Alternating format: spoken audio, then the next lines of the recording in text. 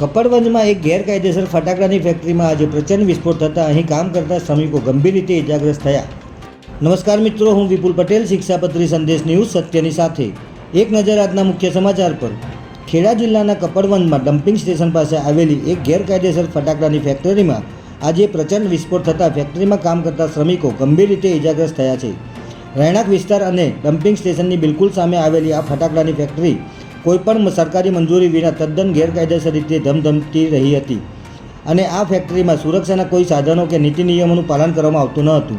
ત્યારે આજે સવારે આ ફેક્ટરીમાં અચાનક વિસ્ફોટ થતાં ફેક્ટરીની દિવાલ, પતરાનો શેડ અને ઓફિસનું આખું મકાન તૂટીને ભૂક્કો થઈ ગયું હતું. આ ઘટનામાં 5 થી 6 લોકો ગંભીર રીતે ઇજાગ્રસ્ત થતાં તમામને હોસ્પિટલ ખસેડવામાં આવ્યા છે.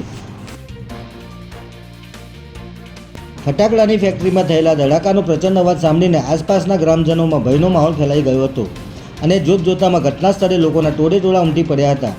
ઘટનાની ગંભીરતાને જોતા પોલીસ અને ફાયર વિભાગની ટીમો તાત્કાલિક સ્થળ પર દોડી ગઈ હતી અને બચાવ કામગીરી હાથ ધરી હતી. વહીવટીતંત્રની પ્રાથમિક તપાસમાં સામે આવ્યું છે કે આ સ્થળે ફટાકડા માટેની ડિવેટો બનાવવાનું કામ ચાલતું હતું. ત્યારે આટલી મોટી દુર્ઘટના સર્જાઈ હોવા છતાં સ્થાનિક તંત્ર બિલકુલ ઊંઘતું ઝડપાયું છે.